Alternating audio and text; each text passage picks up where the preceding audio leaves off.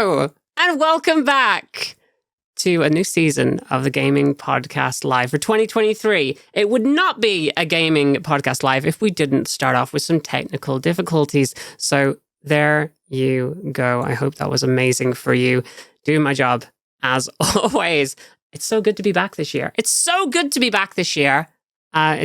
end of January. We've had a little bit of a hiatus since the Christmas show and a hiatus since the last season. Been using this time to just rest, relax, and do all the things. I'm your host, Miabyte, by the way, and I will be your ongoing host once again for the year as we dive into all manner of the most curiously captivating queer conversations on the web. Try saying that 3 times fast. I can't even begin. As per usual, I cannot do this alone. And today we have my lovely guest co-host, the one and only Robin Gray. Hello again. I'm back. Hi. I'm prepared to be curiously captivated by queer conversation. Oh my goodness, you did it. You did that so much better than I did. You should have read that part, right? How are you? It's a new year. I'm very good, yes. And it's almost a new month because time seems to be roaring past again. It is, yeah. How have you spent your start of the year? How's that been? Just a variety of small breakdowns. But yeah, we're all good. Honestly, it's 2023. That sounds about right for the year. Yeah. I'm super excited, obviously, to be on this podcast about horror gaming, of which I know nothing. Yes. You may have noticed a slight change in our scheduled guests. We were meant to have the wonderful Luke Boogie on today, but unfortunately they could not make it. So we have Robin instead, who is a self-appointed horror expert, I've heard. Yes. In stark contrast to what you just said. Yeah. I literally have my internet on standby for Googling random terms. And I've recently Googled, well, who's the best Dead by Daylight character? And apparently Claudette is the most basic survivor. So I'm down for a basic survivor. So all right. I mean, we do have a Dead by Daylight expert joining us today, so that'll be fun. But before that, absolutely. And as always, of course, with all of this, I'll do my link for you. You can keep up with all the latest news features from Gaming Magazine by visiting online at gaymingmag.com. Absolutely. As we said, it's a brand new season. That means brand new, super special guests. And on this episode, we're joined by none other than Twitch ambassador and up for Gaming Streamer of the Year, Sammymjay. Woo! Hello. Hey, Sammy. Hello. How are you doing today? This fine day. Wow, thank you so much. I'm very excited to be here. Yeah. Did I read on Twitter just now that this is your first podcast? It is, yeah. This is your first podcast? This is my first podcast. That's amazing. That's wonderful. Oh God, we got to set a bar now. We have to set a bar for podcasts, or we'll just aim in the middle somewhere, and then you can have it's a journey. We don't want to spoil you by being the best podcast ever, because then wait, Robin, you trying to say we're not the best podcast ever? Is that what's going on here? I'm managing expectations. Okay. I mean, I'm on it, so yeah. No self-deppy. All right. Yes. It's going to be great. What have you been up to recently, Sammy? Lots of cosplay making, preparing for the year. There's a lot. It's been a lot. I'm ready to take a break now. Yes. Okay. Well, I won't dive into the secrets of cosplay and what you might have. Any cool things you've got coming up. We'll delve into that later. Instead, we can go ahead and move on to today's topic of conversation, if you like. The big question, if you will. It's a new thing for a new season. Every single episode will be posing a brand new big question. And today's is we're asking why queer gamers seem to love horror games so much. So, Robin, you're the horror expert. Take us away. I actually know this one. Oh, really? So we did a series of interviews. I think it was to do with Dead by Daylight, when last year, or the year before even, for the Pride efforts, there was the Into the Rainbow activation, and we spoke to who was hosting it 2 years ago. 2 people, obviously. Anyway, wonderful streamers that I've just insulted by forgetting the names of. But basically, we asked the question in the interview, and somebody explained it really, really well. And it's about the othering and it's about sort of LGBTQ people feeling othered by the world in general. And so horror has a kind of really intertwined relationship. I think, if I remember rightly, from Gaming Live last year, when we had Erica Clash on and Bitch Pudding, we had a horror panel there. I wasn't on that one. I don't think I was producing it. I think our esteemed colleague John Hernandez, Stan the Mechanic, was hosting it. But there was just great conversation about how the queer community kind of intersects with horror because of that whole sort of feeling of being othered. Yeah, I'd say that's probably one of the bigger reasons. Like, well, it's kind of nebulous, because you ask somebody why they like horror, they'll probably just say, "Oh, I like the thrill, I like being scared," or whatever. But there seems to be, again, like this overarching thing, not just for video games, but for horror in general, is that queer people really, really like get drawn to horror stuff. Apparently, I can't remember the statistic, but there was a huge percentage of queer people who actually like go and watch horror movies, and it's like one of the main genres that they consume, which was super, super interesting to read about. And obviously, like you're saying, we have historically been seen, queer people, the LGBTQI plus community, as the other, as something that is not necessarily deemed normal, if you want to go by those standards, from like just the general cis het public.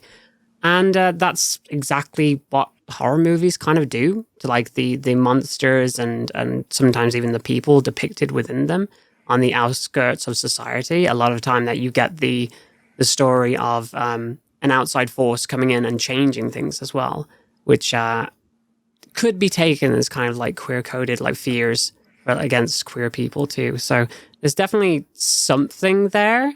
But yeah. How about you, Sammy? What's your take? I do agree, because I think if you look back in the past, I think it started with movies, and then as time has gone on and video games are kind of more of a pop culture thing, then it's intertwined a little bit with that. But it was definitely we started with monsters and creatures, and then once it became more human, like in the 80s, and then Psycho came out and things like that, where it was kind of more about the human aspect of it. And I think that's what we can relate to the most, because we've been through, trauma and things like that as queer people. Yeah. And so have these villains, I suppose, of the horror games and the horror films, we can relate to that. And I think most of the time, if you look at gaming, the perspective is always from, what are they thinking? What are the villains thinking? What are those people that have gone through these experiences feeling? And then we can relate to that a little bit more, obviously not to an extent, but we've gone through the same things somehow. And I think that's how we relate. And then when it comes to survivors aspects, from Dead by Daylight, I think a lot of people can experience that kind of fight or flight situation. And it's a different take, because now we kind of stand up for ourselves, and we have that moment to actually be and fight back and say, actually, no, we're not running anymore, kind of thing. So part of what you're saying is that we're essentially the same as the monsters in fiction, othered by the normal world, but still absolutely slaying. Yeah. And let's not forget that let's not forget that actually some of the better and best written villains, you kind of want to side with them because you kind of understand them.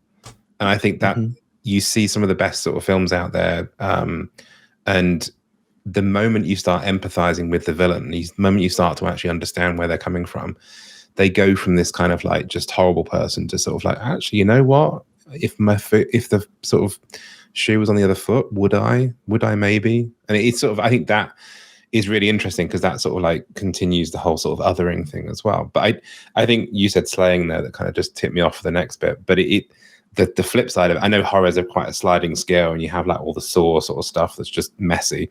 But the sort of the less gruesome stuff of horror, it's camp. It's so camp. Yeah, it like, is. It's gay as, and it's just, for me, it's something that, like, I mean, look what Megan's doing at the moment to the entire sort of like rainbow community. Is we now have our new sort of like queer icon. Move over, Kylie. Move over, Gaga. Megan's arrived. And I think that sort of like we're quick to latch on to anything like that. And I do think that drag maybe has sort of played quite a strong role in kind of bringing some of this sort of like queer horror into the fold as well.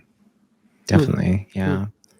I will say that the horror is definitely like an aesthetic too. Like they're.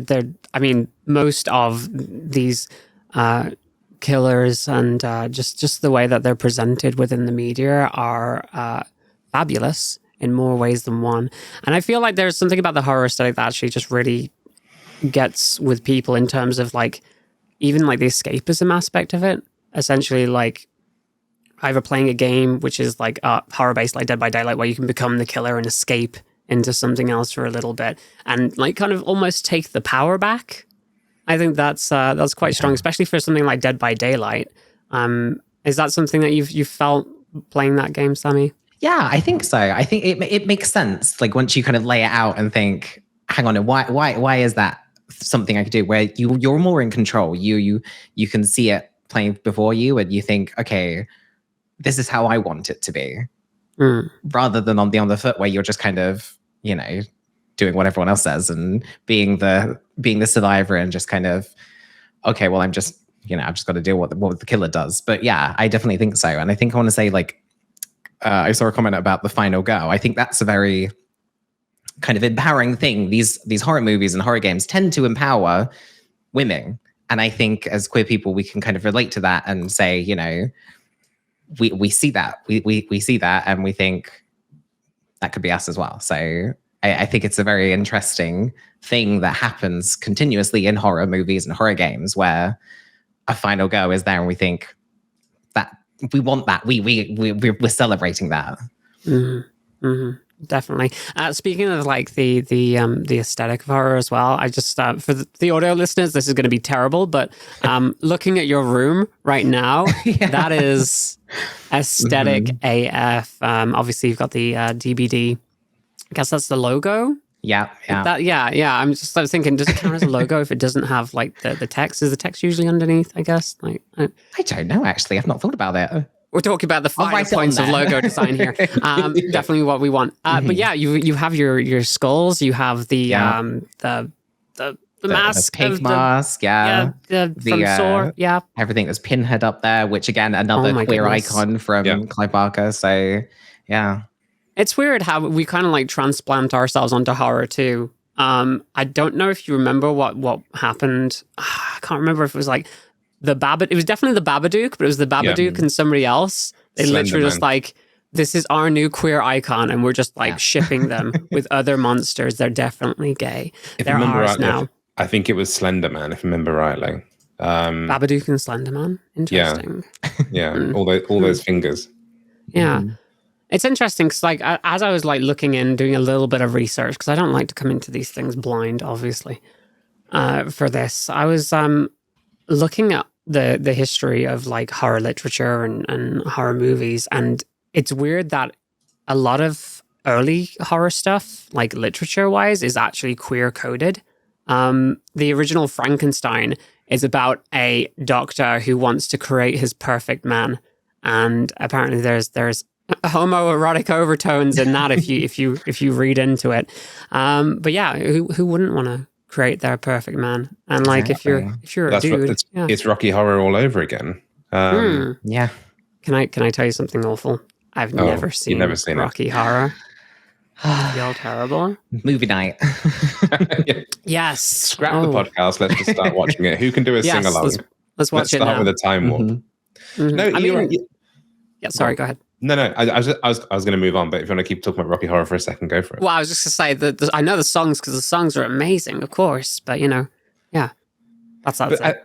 No, absolutely. But I think that the 80s, don't forget, went through this amazing kind of like renaissance of sort of horror that, because it was all kind of aligned to sort of preppiness, there's loads of sort of queer coding and stuff. I mean, is it Nightmare on Elm Street 2, I think? There was a whole BDSM scene practically. Where the guy's sort of strung up and Freddy's kind of stroking his nails across his back sort of thing. And it's like, all he needed to do was turn around and say, harder, daddy, or something. And it would have been but it's...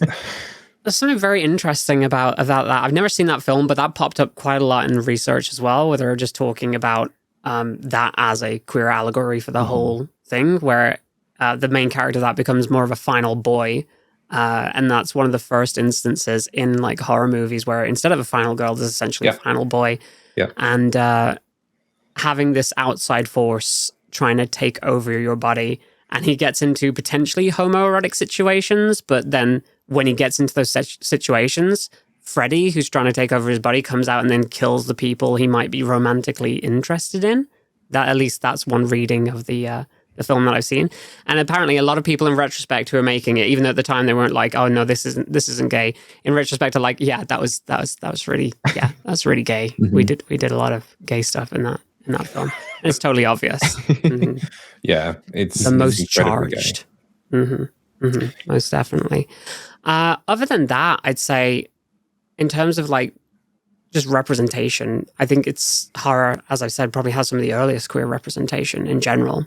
It's because it was counterculture. Like even sort of back then, it was always going against the culture, and I think using that ability to sort of talk freely to othered audiences, to minority audiences and stuff, it just provides. It might feel like a really weird setting, but actually the horror sort of world is quite a safe space for kind of expressing differences and deviances and whatever else.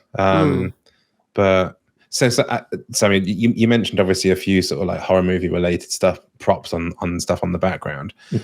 What sort of films? What's your sort of favorite horror films to watch?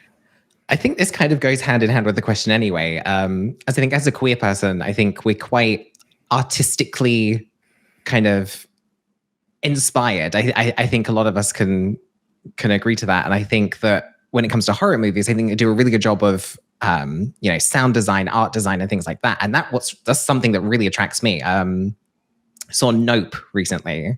Yeah. And the biggest takeaway I took from that, it's really good. I highly recommend it. What really, really sold me on that was the sound design. Everything about that really kind of like got me excited. And that's something I look for. So whenever I see horror games and horror movies, I'm always thinking about the atmosphere and like the artistic side of things. And I think I kind of, obviously I'm a cosplayer and things. So it's something I look out for.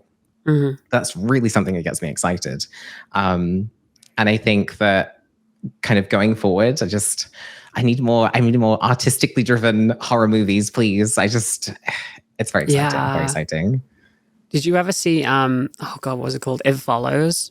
Yeah. Yeah. In terms of like aesthetic movies, in terms of horror, that movie was aesthetic AF. And the soundtrack, just the synthwave soundtrack. Give me more of that. I need more like otherworldly, unknowable horrors in my fiction. Just this thing that you can never see the true form of it, but it's either always there or you see and it drives you mad. Like I love that kind of stuff. Yeah, that's great. I do quickly want to go back to what Robin said about how the horror is kind of like an accessible thing for queer writers and directors and things to get into, because it was a way to express things publicly without kind of being shunned and saying, well, we can show this because it's horror. It's a way of a kind of a disguise almost to say we can put these things out there without being shot down because it's against the grain. It's against the norm. It's definitely a way just like hide away and without like risk of being arrested or harmed or anything like that. One thing that I did notice when I was like looking into the history of horror is just like how many queer people actually like work on horror films who weren't out at the time, but then like eventually they would be out. For instance, I think who was the actor who played Norman Bates in Psycho? Apparently they were also queer, which I sound like a grandmother talking about like that Jimmy down the street, my friend. Back in my day. But yes, so like it as you say, it does definitely allow for being able to work on these things and get that out into the world without putting yourself at risk. Yeah. Anthony Perkins. Anthony Perkins, thank you. There you go. Yeah, and just to sort of go back on sort of favorite types of films, I think to your point, Mia, that I'm I'm not a massive horror fan. Yeah, this is interesting to me. Like, I want to know like what you like and what you don't like, considering you're not a massive fan. So I think anything with a good story, and I think sort of picking up on probably both of your points, it's got to have artistic merit. It's got to be something more interesting. And I like a psychological horror. I like a kind of Rear Window, a Silence of the Lambs, but not Hannibal, because Hannibal was kind of just... There's this really weird period in the early 2000s where literally everything, any horror film had to have... It was just a competition of how many different body parts and how we can just cut off and how many screams we can do for no good reason.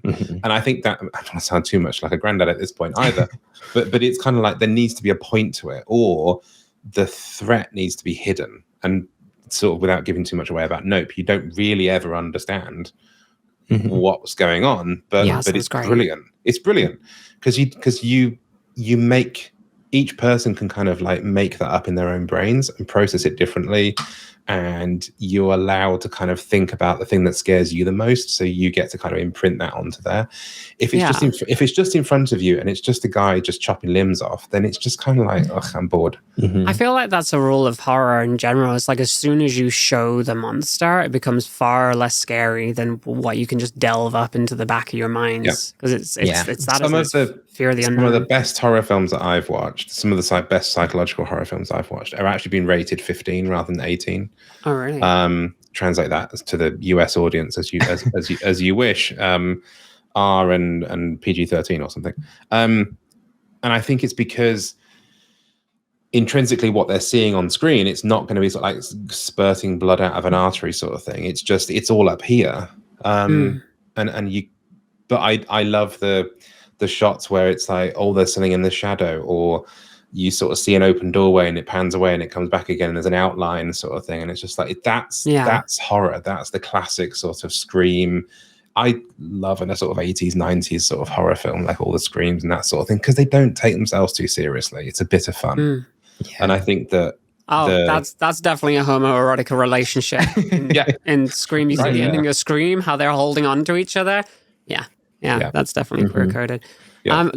As you say about horror, though, like things that likes versus dislikes, I guess. Can we all agree that just jump scares are okay when used in moderation, but any film that's like using jump scares every 2 seconds is absolutely the worst. I hate that. I hate that so much. What about games that do that? I'm trying to think of like, I guess that's more like your Dead Space and stuff, where things are just dropping down on you. It depends on the tension that the game creates, though, because I guess it depends on the tension in general, because like you have to have that tension there in order for there to be a payoff of the jump scare. Otherwise, you're just doing a big sound at people. Yeah. You know? Yeah. And that's the thing that scares you the most, is the sound rather than the actual jump scare. It's cheap. But again, like Chad is saying, when used appropriately, there's totally a massive payoff. The other thing I can't really stand in films, but I can in video games for some reason, is gore. I just don't like stuff that's excessively gory. I think even if it's like implied gore, like I prefer implied gore, but I think I watched Hereditary, and I got to like the last couple scenes in that movie, and I couldn't. I just had to turn it off because I'm like, this is too much. It wasn't scary so much as it just made me feel sick, you know.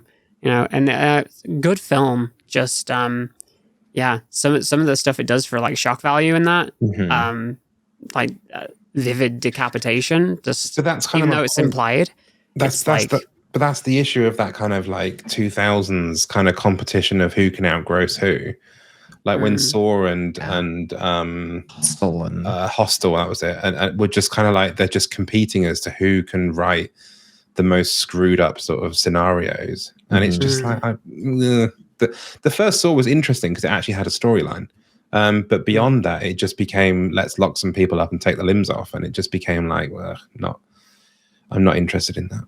It's interesting because I feel like some films that kind of get gore right, like the original Thing. For some reason, I don't like gore, but I can stand that because it's this weird, like transformative, otherworldly stuff, which is like really, really appealing. Yeah, I hate the idea of just using gore as essentially, as Chad is saying, torture porn. It's exactly awful.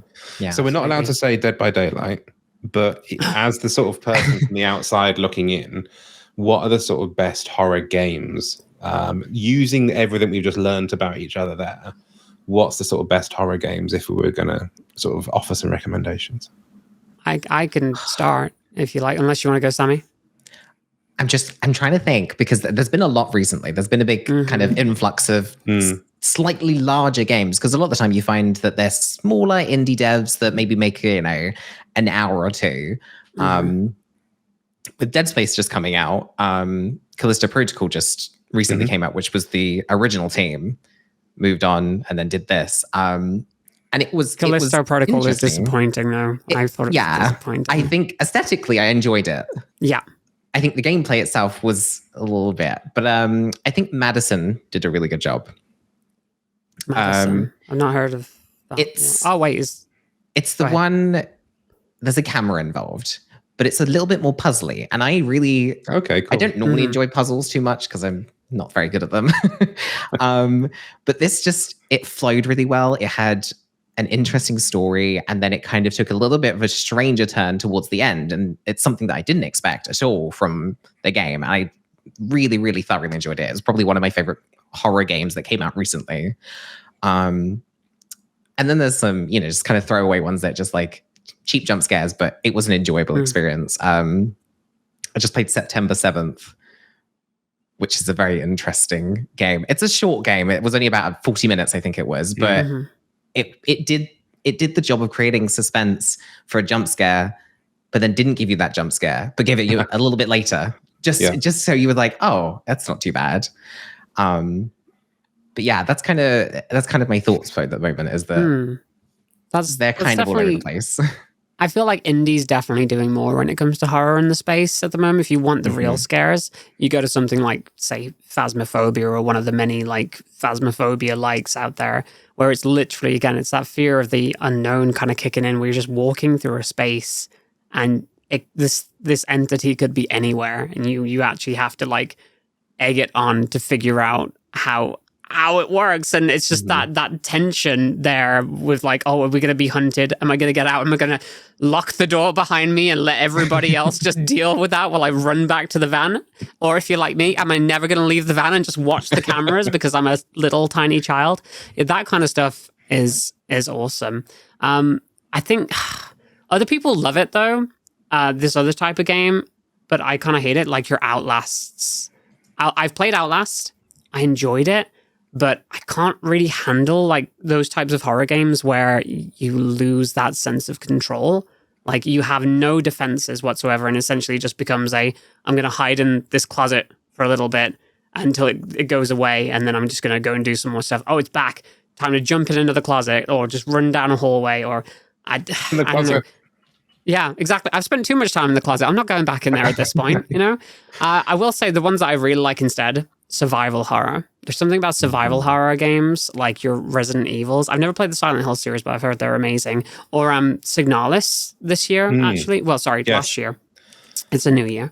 Yeah. That are very, very appealing to me because multi-nominated gaming award. Signalis, we should say. Signalis, yes, and that wears its like Resident Evil and Silent Hill inspirations on its sleeve, and definitely queer coded in that one. But yeah, just giving yourself like limitations on the amount of ammo that you have, but you're trapped inside of this space where it's essentially one big puzzle that you have to solve as you go along while avoiding the horrible nightmares and monsters. And you have those moments of build-up in tension, so it's not constant, where you can like put yourself together, but you're still expecting at any moment something could come around the corner or like drop down at you, or you could be put in a situation which you can't handle.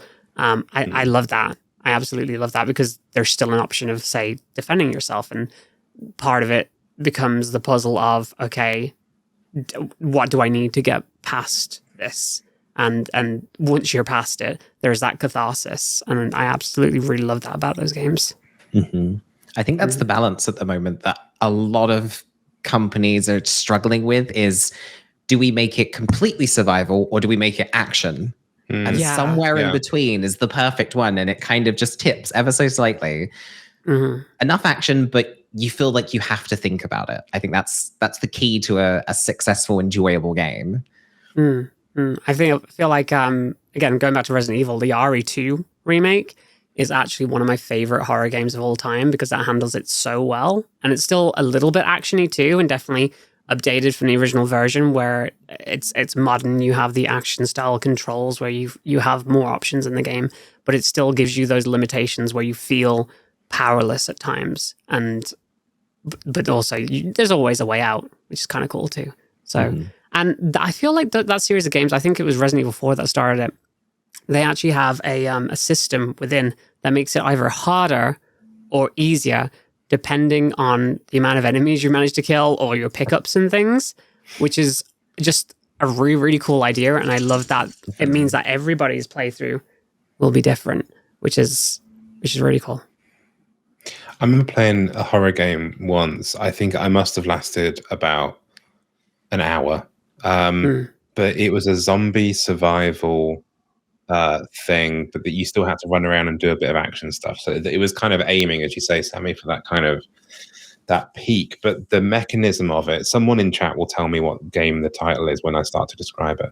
But the mechanism is it that the zombies were kind of quiet in the daytime, but when it went into night, Dying Light.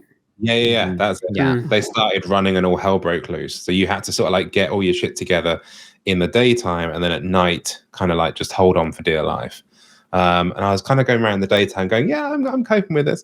And then at night where you can't see anything and all you got is a torch that's flickering and you got these kind of clicky things running behind, it's like, nope, done, goodbye, turn off. I had a similar experience with that game as well. It's like, oh God, I have no power here. I'm going to get killed. Run. No. So what do you avoid in terms of horror then, horror games, Robin? What will you not touch with a barge pole? No, it's... No, I know. I think I wouldn't touch them. There isn't one that I just wouldn't say no. I think I just say no inherently to, like, it's not my go-to genre in a way of sort of like, if somebody sort of said, do you want to play this horror game? I'll pass. Unless someone says to me, you will love it, it's the best horror game, etc., etc. I've never played Dead by Daylight. And this sort of stuff. So it's kind of, it's that kind of, but okay, go with me on Dead by Daylight for a second. I'm not a massive online game loving person, mainly because I've always lived in places with terrible internet. And now we're in a house with a great internet. I might try it somewhere. But again, I'm just online sort of gaming. I don't need to be shouted at. I don't need, thanks. Yeah, goodbye. Thank you, chat. For the audio listeners, that was chat saying cancel the podcast. I am in full agreement. What is this? We'll stop now. I'll resign in shame. I'm very sorry, babe. Very sorry. Well, I'm gonna twist the question onto someone else then. If you're kind of swinging around in the horror genre, obviously let's go to Sammy. Is there a particular type of game that you'd prefer to go to if you had like a choice of different types of horror game? What's the sort of... I do like a cheap jump scare in a game. And I think for streaming purposes, I think it's an entertaining thing to see someone so terrified of something, a good clip, post it.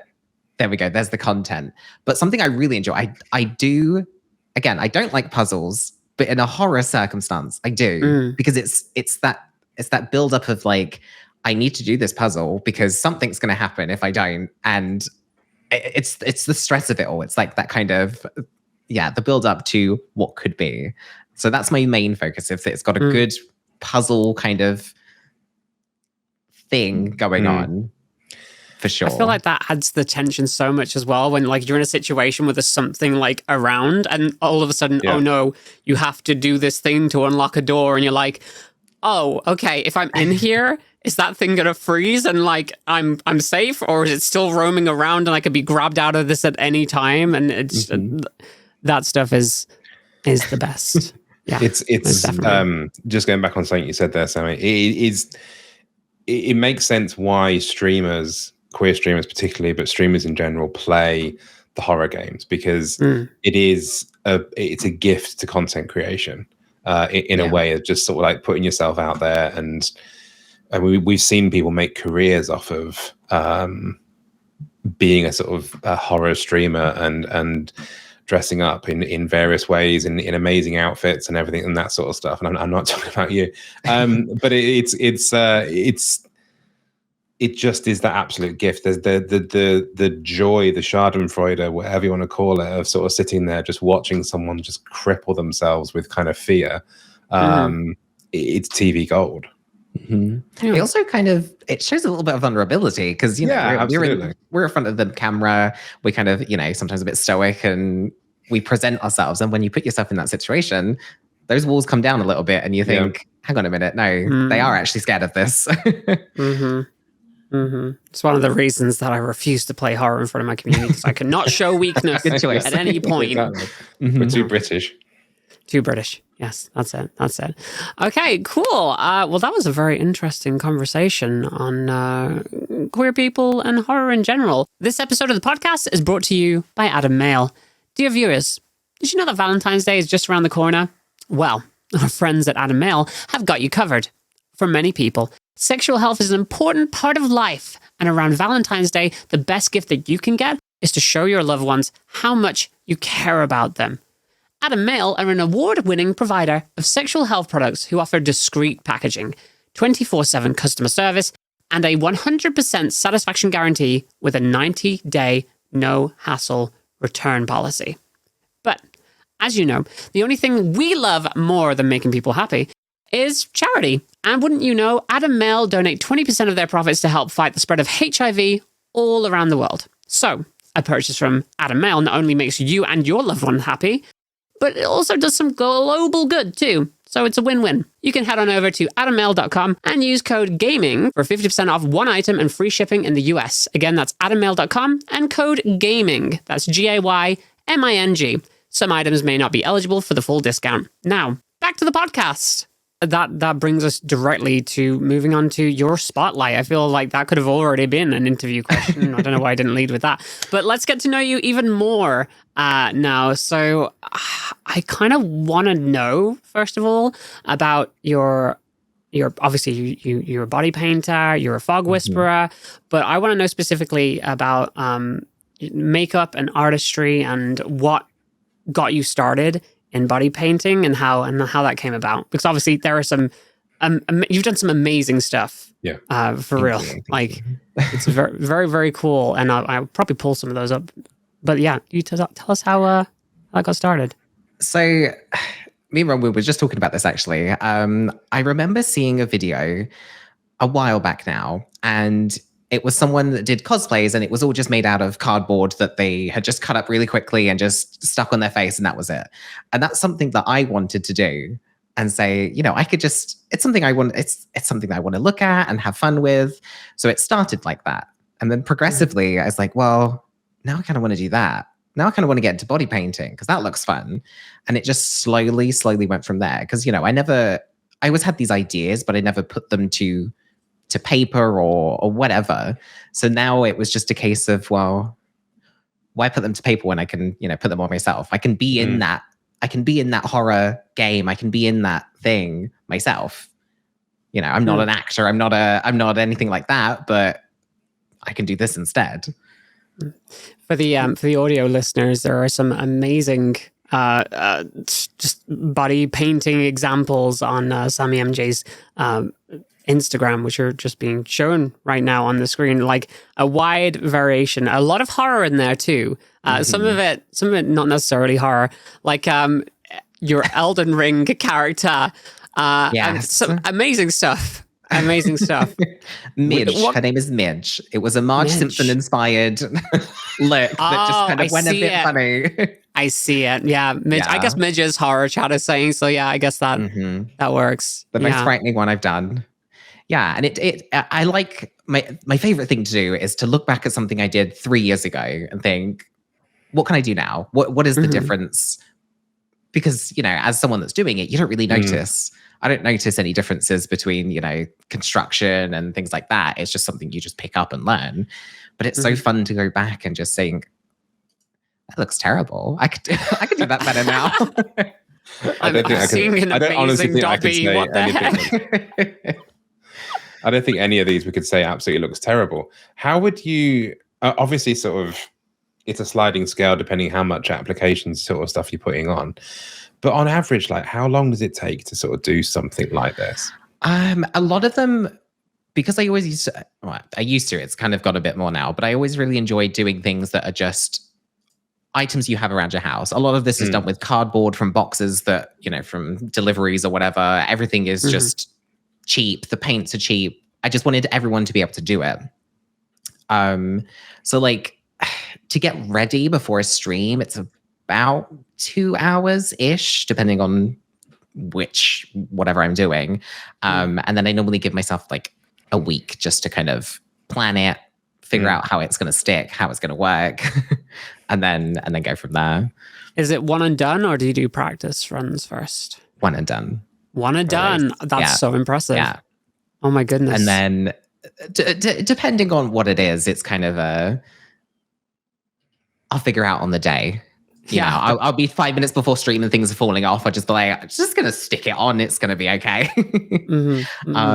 Pinhead, though, I did do a pinhead look, and I shaved my head for this as well. Wow. Commitment. And each individual pin stuck on, took about 5 minutes to dry.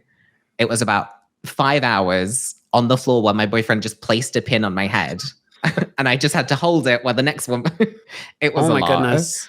Yeah. I was going to say, what is that possibly one of the hardest ones you've done, or what would you say? I'd say the night. So I did a night look, which is the new Dead by Daylight killer that came out a few months ago. That was the hardest one because that was the first time at doing. I actually didn't post that on Instagram. I need to post that on Instagram.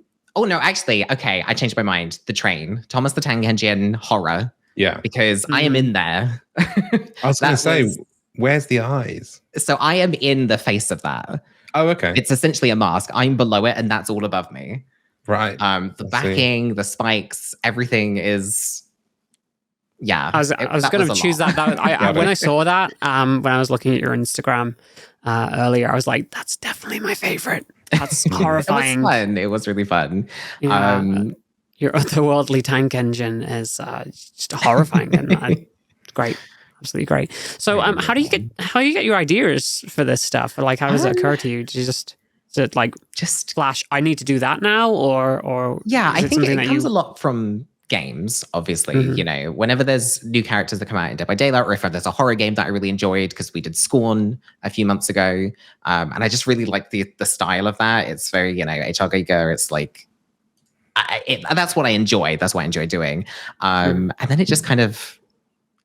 Inspiration from everywhere. You might see like someone's done a makeup look, and I think, well, how can I change that into something that could be maybe like a body paint? And like, I love the colors that they're using. It's a bit all over the place, storyboardy, colors, designs, things, and then just figure out what to do there. It's very haphazard. Do you have an artistic background? Like, what's your background? No. What was your background coming into this? Wow. I did art at school, in secondary school, for about 2 years, and I never finished my final piece. And then that was it. Like, it just hasn't done it. I've always had kind of like an eye for things. I've always enjoyed aesthetics, and that's the thing I always focus on whenever I look at anything. And then it was just kind of a case of, let's just do it. Let's just start and just see what happens. Because I know nothing about this world, but what I do know, having watched Glow Up on the BBC, is that drawing a straight line across a 3D surface is possibly one of the hardest things you can do. So getting some of the lines and stuff into this is just crazy. Yeah, it's something that's happened as well, is that if I can't do it in this situation, so there's a big mirror and I do it in front of that. If I go anywhere else now, can't do it. I think I'm trying to use a handheld mirror. I think this isn't right. No, it's very like ritualistic. Mirror. Honestly, same when I'm just doing my general makeup. If I'm trying to use like a little tiny mirror, no, it's not going to happen. Not going to happen. So you're going to have to fly your big mirror. You have to fly your big mirror out to New York, basically. Then. Oh my goodness. Yeah. Oh, would you be? Have you won these publicly, or has it always just been inside? No, they've always been inside. I was just trying to think of like if I've ever answered the door to like delivery driver or something, and just half of my face is blue. No, it's always been inside, mainly because it's got to a point now where I'm like, they're getting a lot. I'll just do the top half so you can see it on stream, and I'll just wear sweatpants. But the night outfit that I did, that's a full armor set essentially. So that's something I could wear to a con or anything like that. And you go TwitchCon cosplay competition. Let's go. Yeah. I just have vision to you opening the door to a delivery person as Thomas the Tank Engine. Oh God. Yes. What do you want? Awesome. I had one more question based on your body painting. What do you have any personal favorites or do you love them all equally? Are they your children? Kind of, because I think it was more of a moment. I enjoyed that moment of what I did. Because like Elden Ring, it's not the most amazing thing ever, but I just really enjoyed what it meant for that time. Yeah. I really liked the one I did a few years ago at Christmas time, which was just kind of like a Christmas scene. It wasn't anything in particular. It was just kind of like Aurora Borealis and a snowy mountain and things like that. And I just really enjoyed that. It was just very simple, didn't have to be anything. It was just there. And that was quite nice. Okay. So obviously you don't just play horror games, you play all sorts of games on your streaming channel. What kind of games you actually are drawn to? What kind of games did you have like growing up in the house, for instance? What's your history with gaming? I'm gonna get to the bottom of this. We'll get to the beginning. I didn't really do a lot of horror gaming growing up or anything like that. I played Resident Evil and things. But the person that was really into gaming in my household was my dad. So it was like kind of like the old shooter games, the Far Cry and things like that. And that's what I kind of just grew up with. My brother got a PlayStation. I never had a console. So I would always like, if I was sick from school, I'd be on the PlayStation. Final Fantasy, loved Final Fantasy. And yeah, it just kind of went from there. And then as I grew up, I kind of stayed in that realm. So I've always played first-person shooters. I've always kind of played those action games.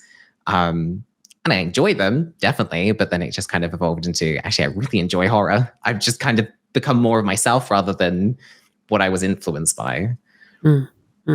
So obviously a move into content creation, especially when it comes to video games as well, is like was very easy for you. I think you started streaming back in, was it 2018 when you started streaming? Yes, yeah. How was that experience for you? How has it been as a content creator, getting into it and growing the way you have? Ups and downs, obviously. I think we can all kind of relate to that. I think I got into streaming at a really good time, kind of like in my life, whereas like, I'm going to start doing things now and I'm going to put myself and say, no, I can do that. I will start streaming. Because I was looking online, I was like, I can be kind of funny. I might, I'll just try it. And I started to better myself because I was very, very shy, anxiety through the roof, didn't enjoy communicating with people at all, really. And then I was like, right, if I do this, I can learn more about myself, improve myself. And then it just kind of went from there. And then we had lockdown, and then that was kind of a good experience for me personally, because I got to meet so many people during that time that were having hard times, and I could be there for them. And that's what I really enjoy doing. Now that I've got to a point where like I have a strong core community, I've got more friends and I can talk to them and they can talk to me. And I just feel kind of I'm blessed to be in the position that I am. It's been an amazing experience so far. Like, I didn't think it was going to be this, and then now it is this. It's amazing. What was your jumping off point for streaming? Like, everyone has that moment when they say, oh, this was my trigger to sort of jump into streaming. Like, you're saying you were sort of like, you were watching other people stream. Like, what was the moment that really sort of cemented it for you? Like, I'm going to do this.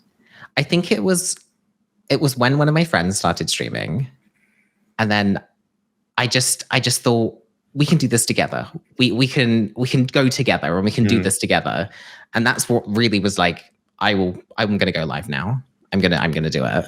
And I was in a weird point where like I was out of work and I wanted to do something. I wanted to mean something. Yeah. And like complete it and finish it, because I never finished anything.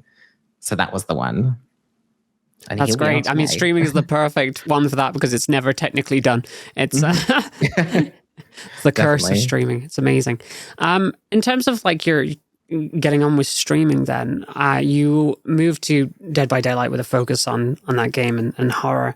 How did you move into like wanting to become a fog whisperer, and what was that experience like for you, being again noticed by senpai, I guess, to be handpicked amongst fog whisperers? A lot of queer people are fog whisperers, funnily enough. How was that for you? It was quite early on as well, which I think a lot of people kind of get a misconception about, because I think a lot of people think, oh, you have to be a big streamer. I wasn't partnered yet. I think I was, my average viewership wasn't enough to even apply. And it was just, I was really passionate. It was a passion. And I think that's something that a lot of people have. And I think you should focus on that. If you have a passion for something, go for it, do it, enjoy it, because you never know what it can do. And that was that's what I wanted to do. I wanted to get into cosplays. That was the first time I started doing cosplays for a game that I really enjoyed playing, for a community that I really enjoyed. Like, it just kind of all tumbled from there and built up. And it was a really, really exciting time. Well, I mean, you're definitely doing something very, very unique in the space with the cosplay, and then taking that cosplay into the game and playing that game. I remember seeing your I think it was the Alolan Meowth cosplay. I was watching that particular one. I was just losing it. Who does this? You do this, and it's amazing. Apparently, I was into Pokemon at that time. It just that was fun. Actually, I really enjoyed that week. Those looks were, I think it was like I did a few where it's like Pokemon trainers plus Pokemon kind of thing in between, almost like drag king kind of look. And that was a really good time. And then adding on to the end of that, because obviously we went on to even higher heights. You were made a Twitch ambassador this last year as well. Yeah. What was that like for you when they contacted you and said, hey, would you like to be a Twitch ambassador? Wow. At first I thought I was in trouble. I was like, you get the email, oh, could we chat with you? I thought, same. That's it. I had the very similar experience. Yeah. I'm sitting there we're being cancelled, kids. Yeah. I posted a cosplay and people don't like it, and that's it. But no, and then they talked to me and I was like, is this a joke? Are you joking with me? And it was a lot of, hush, hush, you don't tell anyone yet. And I'm sitting there thinking, please, I just need to tell everyone. It was a lot. And it's been a really amazing year so far. And I've met so many amazing people through that program. And I'm really excited to see what happens and see what else we can do. Cool. I realized we touched shortly on Dead by Daylight earlier, but is there anything you want to see added to Dead by Daylight in the future? I know they've added like queer characters now. I believe there's at least there's a couple in there. They've like retroactively added some queerness in there, and there's like a specific queer character there. Sorry, I'm terrible with names, so you'll have to fill me on what this is. But is there anything that you'd like to see added on top of that? Yeah, so David King came out. He had a story arc that they released tomes that have a bit of backstory about characters, because we don't really know a lot. And then he got in his character tome about his youth and him growing up and things like that. And then we also have like the Sammymjay, which is very queer coded, and they're in there. Me personally, I made obviously more queer representation. I think it's very important, and I think for such a strong community around DBD, I think it'd be a missed opportunity if we didn't get more queer characters in there. For me personally, I really, really want to see the Xenomorph. I would love the Xenomorph and Ripley. I just think it would just be such an iconic chapter. We have the 7th year anniversary coming up soon, so I mean, they're in Fortnite. They can be in DBD. Yeah, exactly. Yeah. And I think it would just be such a fun expansion. Yeah. Ooh, is there anyone that you'd like to be added to Dead by Daylight, Robin? Like any killers you think would work well? Sorry, I'm just generally interested now. Yeah, I think thinking back to those kind of like those 80s, 90s kind of horror films, I'm not aware of the characters that are already in there, so apologies if I repeat this in advance. But what I need more in my life from that era are boys in crop tops and jeans, because that's just what people were wearing in those films. So I think the opportunity to kind of like not only have the killer, but to also maybe sort of accessorize some of the, get some more sort of like outfit choices that are a bit more maybe 80s themed or something, and do like an 80s run of Dead by Daylight or something. Throwback kind of retro thing. That'd be very cool. Yeah. I was just gonna like add into that just two additions there. How do you feel about, say, like Pennywise the Clown being added to the game? Do you think that's already covered?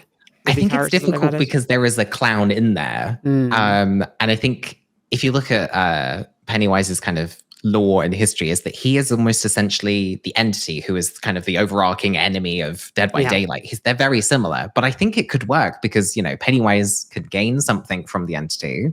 It can be more of a collaboration rather than anything else. I think it could work. I would like to see it. I think it could work. I think they could be really clever about it and implement him in a certain way.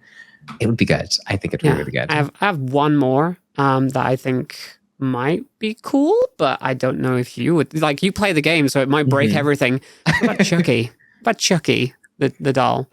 Chucky could work. I think it could work. We have Charlotte and Victor in the game, who are the twins. And Victor is a smaller character that will run around, but she does the heavy lifting. But I think they could totally tweak it into having Chucky run around with a little knife, you know, climbing on the survivors. I think it would be a fun experience. And I think that's kind of what we need a little bit sometimes. It's just... That'd be pretty good. Just seeing Chucky run around. Who wouldn't want to see that? Just want to see more ridiculous stuff. Yeah. In the spirit of passing things forward, what advice would you give to a young person, a young LGBTQ person, who's wanting to kind of get into this world of streaming? I think it's scary. I think there's a lot to still be done, and I think there's a lot of kind of adversaries that you're gonna have to face. It's bound to happen. I think my biggest piece of advice that I can say to anyone is find that community, find other people that share, you know, things that you enjoy. There's definitely one there. There's a lot of us here, and I think we do such an amazing job. And I think that's really just that is the main thing. Just find that community, and you will find it. Like there's no doubt that it's going to happen. And don't be discouraged. I think, you know, no matter what someone says, you can do it. You're your own cheerleader. Be exciting. Be you. You know. Oh yeah. And again, looking forward now. What about 2023? This year, is there anything that you've got plans for? Are you going to any cons? Will we see you at, like, say, TwitchCon or something? Wearing that cosplay? I'm hoping so. Yeah, who knows? A cosplay. I would love to do more with cosplays. I'd love to do kind of like panels or things like that, and just kind of maybe not be in the cosplay contest, but just be there and like excited about it. Yeah, I've got a few plans for this year. I really wanted to take this year as kind of a me moment. I've always kind of thought about other things first, but this year I really want to push me forward and just like, I want to do things. I want to challenge myself. I'm not going to think about, oh, well, you know, are they going to like this? Is someone going to like this? It's me. This is the year. Yeah, I've got a few things planned, but I can't say anything. Oh, secrets. Awesome. Well, that was the last question of the interview, but not the end of the podcast, because we always finish with a section we like to call quick fire questions. We are essentially going to throw a bunch of questions at you, and you just answer as quickly as you can. You're allowed to think about it, but, you know, just keep it brief. First thing that comes to mind. Okay. It's a little bit of fun. It's going to be great. Robin's got the first question. I have indeed. What's been your favorite game this past year? Past year, Madison. Ooh, definitely. Okay, what was the game that defined your childhood? Oh, Future Cop LAPD. Nice. I hadn't heard of that one. I'll ask you about it afterwards. Reference. Who's your favorite video game character? God, Lara Croft. Oh, what game do you most want a sequel to? Oh no. You know what? Madison. I'd love a second one. Okay. Fair. Alive or dead, who would be your dream stream guest? Stream guest. Oh no. I don't know. That's a hard one. We'll circle back. Yeah, come back to that one. We'll come back to that one. All right. Is there anything coming out this year you are looking forward to in 2023? Yes, Dead Island. Dead Island 2 is coming out finally. Yeah. It's been very cool. 12 years or something. Sorry, that's me, isn't it? What one word sums up your Twitch streams? Chaotic. Excellent. Okay. Best Dead by Daylight killer. Oh no. For me personally, I'm Trickster. I have to say Trickster. You're marooned on an island. What 3 games would you want to have with you? 3 games. These can be connected to the internet. It's a technical island that's connected to the internet, but you can't. A Pokemon game. I'm not sure which one. Maybe like one of the originals, Blue. I can say Pokemon Blue. I'm Dead by Daylight. I have to. And I don't know. Maybe Apex Legends could be fun. Apex Legends. All right, I'm going to circle in the back lobby. I was going to say let's circle back to the Dream Stream guest. So who would you just love to meet? I guess. I think someone. It's really hard. This is hard. Yeah. Okay. Alive or dead? Okay, I think I'm going to go someone with like Kylie Minogue or something. Someone that would just be really fun. Wouldn't really know much about the gaming world, but just like be excited. I can see Kylie slaying it around Dead by Daylight. Yeah. Just like running around not knowing what to do, but having so much fun doing it. Yes, I can see that. Yeah. And being all lucky. Right. Last question. No one You're free to take more time on this if you would like to, because it is, where can people find your content and what have you got coming up on the channel? Perfect. So I'm Sammymjay on mostly everywhere. I've got some underscores in there. I think my Twitter's Sammy_M_J. Whoever took Sammymjay, damn you. On Instagram as well, Sammy_M_J. 2023. I've got cosplays coming up. I want to get back into cosplays again. Weekly, if I can. Really push that. Conventions. I want to go to conventions. TwitchCon. Excited for that.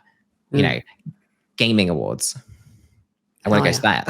Yeah. I think this year I just really want to, do more for me, but do more for others as well. I'm excited to do some charity streams. I've got some charity streams coming up, especially in today's climate in the UK with some laws and Scotland. So I really want to go that way and do a lot more for other people this year.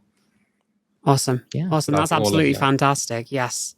I would love to see that. So thank you, everybody, for joining us on this episode of the Gaming Podcast Live. This is the end of the show. Massive thank you, of course, to our lovely, super special guest, Sammymjay, for joining us today.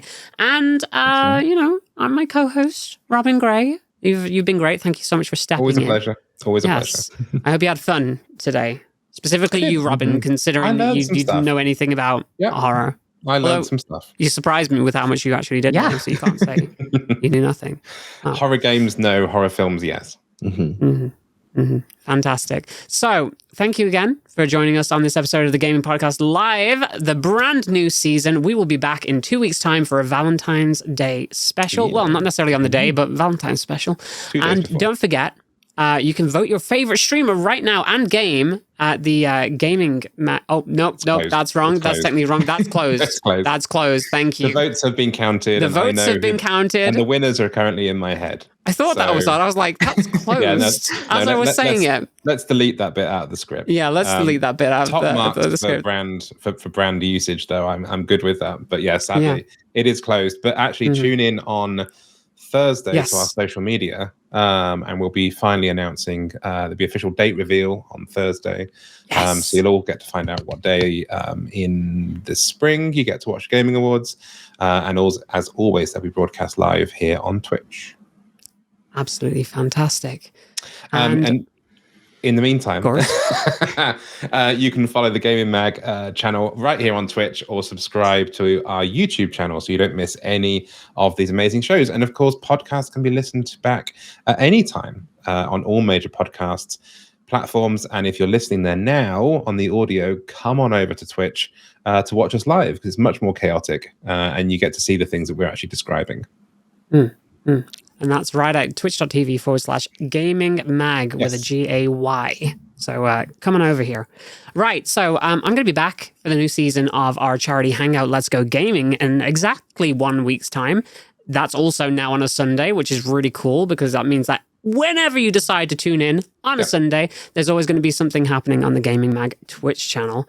Absolutely awesome. And until then, don't forget to keep reading, watching all the shows, and doing all the stuff. Just generally everything gaming magazine. It's gonna be great this year. We're gonna have a great season, and I'm so happy to be kicking it off with all of you. But for now, we'll see you next time.